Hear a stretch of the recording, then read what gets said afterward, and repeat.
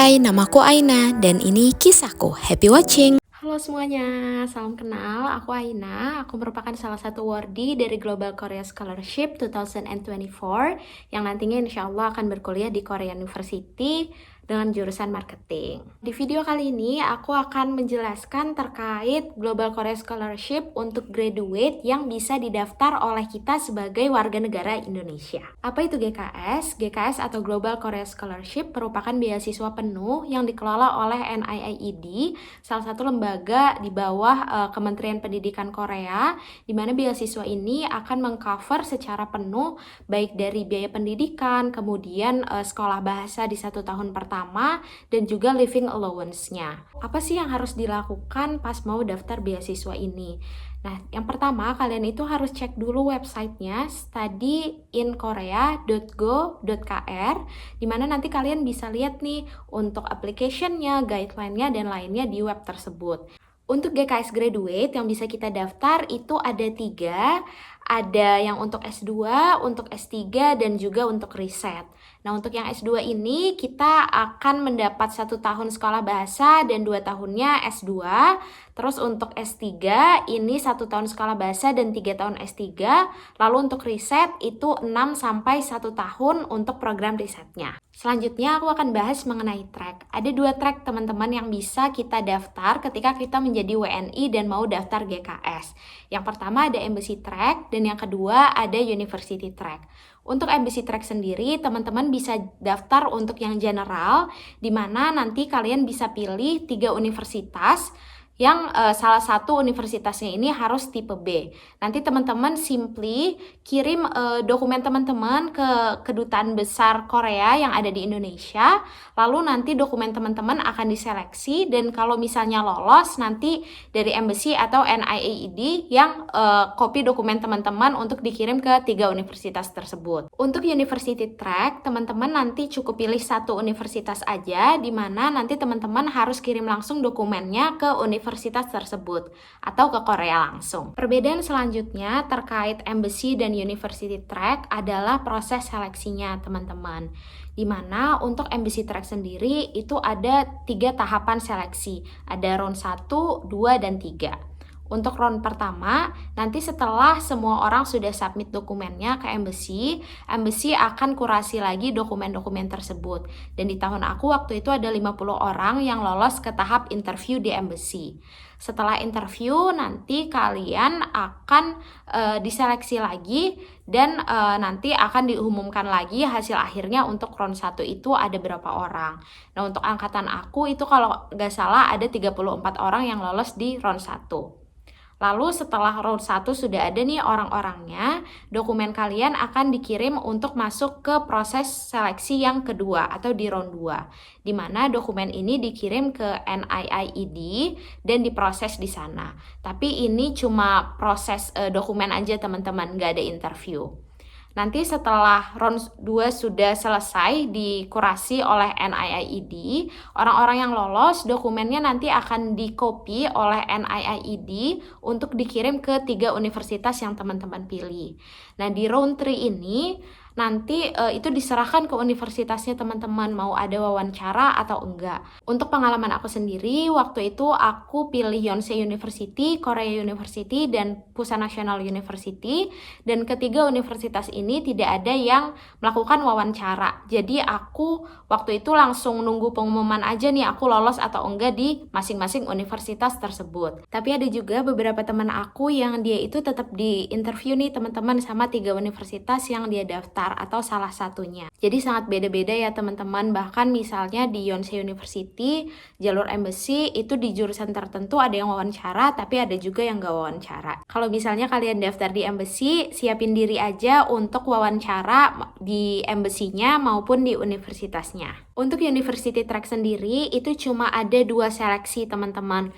Jadi nanti setelah teman-teman apply ke universitasnya langsung, nanti berkas teman-teman akan diseleksi.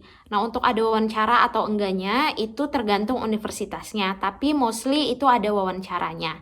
Ketika kalian sudah lolos first round dari university, nanti dokumen kalian akan dikirimkan ke NIIED. Dan NIIED ini nanti yang akan seleksi lagi apakah kalian lolos atau enggak.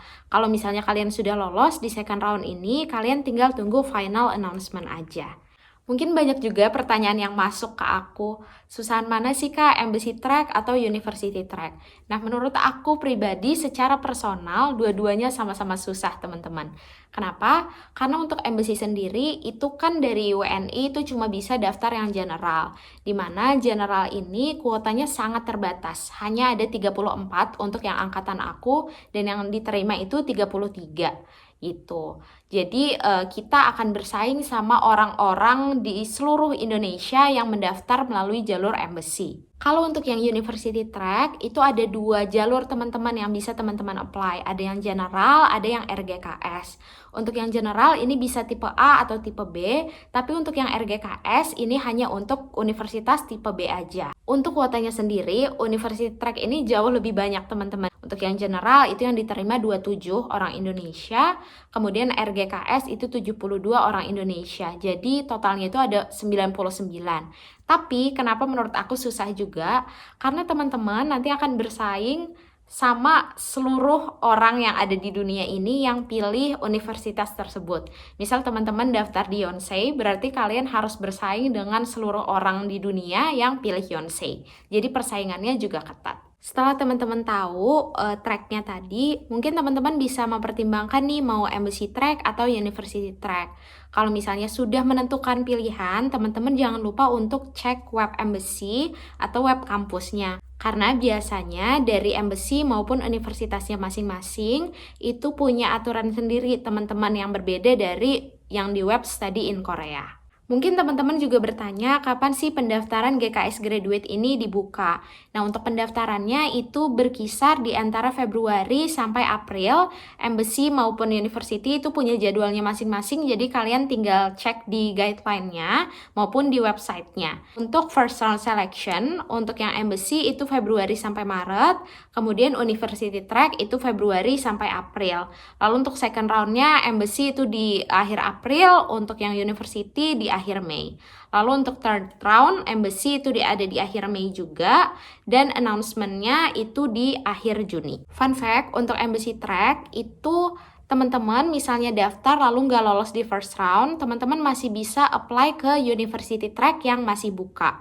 Itu di zaman aku peraturannya, tapi nanti kalian bisa make sure lagi untuk yang di tahun 2025 nanti peraturannya seperti apa. Pertanyaan selanjutnya mungkin terkait biaya pendaftaran. Nah, untuk GKS sendiri itu tidak ada biaya pendaftaran teman-teman. Jadi gratis, teman-teman tinggal siapin dokumen-dokumen yang diperlukan aja. Mungkin pembayarannya itu lebih ke kayak sertifikat IELTS dan lainnya gitu. Tapi untuk pendaftarannya nggak dipungut biaya sepeser pun. Lalu terkait dokumen yang diperlukan. Untuk yang S2, dokumen yang diperlukan itu ada application form, personal statement, study plan. Untuk ketiga ini itu udah ada formatnya teman-teman, jadi nanti tinggal download aja. Lalu untuk esainya seperti personal statement dan study plan itu bisa teman-teman sesuaikan dengan poin-poin yang diminta. Lalu juga diminta surat rekomendasi. Untuk surat rekomendasi ini cuma diminta 1, tapi kalau teman-teman lihat di Q&A bagian bawah, itu diperbolehkan untuk attach 2. Dan orangnya yang memberikan rekomendasi ini merupakan orang yang bisa memberikan penilaian komprehensif terkait pendidikan teman-teman. Bisa dospem waktu S1 atau dekan. Lalu juga ada GKS Applicant Agreement, Personal Medical Assessment, dan Consent to Collect and Use Personal Information. Ketiga form ini juga sudah disediakan template-nya, jadi teman-teman tinggal isi aja. Kemudian untuk sertifikat yang diperlukan itu ada 3 untuk yang S2. Ada Applicant and Parents Proof of Citizenship. Ini biasanya menggunakan akta dan juga KK. Lalu ada Bachelor Graduation Certificate dan juga transkrip. Lalu juga ada other documents yang teman-teman bisa attach teman-teman. Ini sifatnya optional. Yang pertama ada topik atau kemampuan sertifikat dalam bahasa Inggris, misal IELTS atau TOEFL. Lalu juga ada awards and other certificate, misalnya teman-teman pernah membuat publikasi atau pernah menang lomba, dan juga copy of passport. Untuk 4 dokumen pertama yang aku sebutkan tadi, akta, KK, ijazah, dan transkrip, ini harus diterjemahkan teman-teman kalau misalnya masih dalam bahasa Indonesia. Nah, untuk terjemahannya tersebut harus diterjemahkan di penerjemah tersumpah, kemudian teman-teman harus notariskan di notaris yang sudah terdaftar di Kemenkumham, lalu dokumennya tadi bisa di-apostille di web AHU. Dan juga biasanya diminta untuk dokumen yang berbahasa Indonesia itu dinotariskan teman-teman untuk fotokopiannya.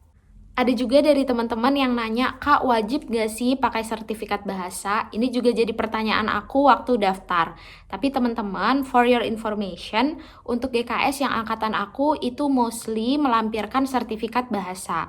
Tapi untuk yang University Track, aku dengar ada juga nih awardee yang daftar, tapi dia nggak lampirin sertifikat bahasa dan lolos gitu. Jadi itu conditional, cuma aku sarankan kalau misalnya teman-teman bisa mempersiapkan dan melampirkan sertifikat bahasa, ada baiknya dilampirkan. Karena untuk IELTS dan topik itu ada tambahan nilainya juga teman-teman yang bisa kalian lihat di sini. Semakin tinggi nilainya itu semakin bagus. Kalau misalnya teman-teman ada 2 sertifikat, topik dan IELTS, nanti akan dipilih salah satu yang nilainya paling tinggi, itu yang akan dinilai dan sertifikat satunya akan masuk ke others document. Mungkin sebagai bonus, aku akan menceritakan pengalaman aku juga untuk daftar GKS Graduate ini. Background aku sendiri, aku waktu itu S1 di UI teman-teman di jurusan manajemen, dan aku sama sekali nggak ada pengalaman exchange ke luar negeri maupun ke Korea.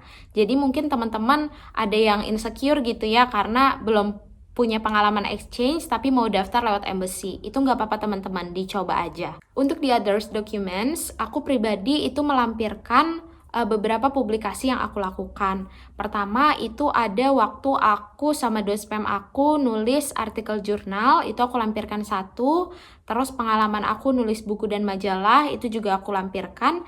Dan yang lainnya aku lampirkan juga tulisan-tulisan aku yang ada di website yang berupa artikel.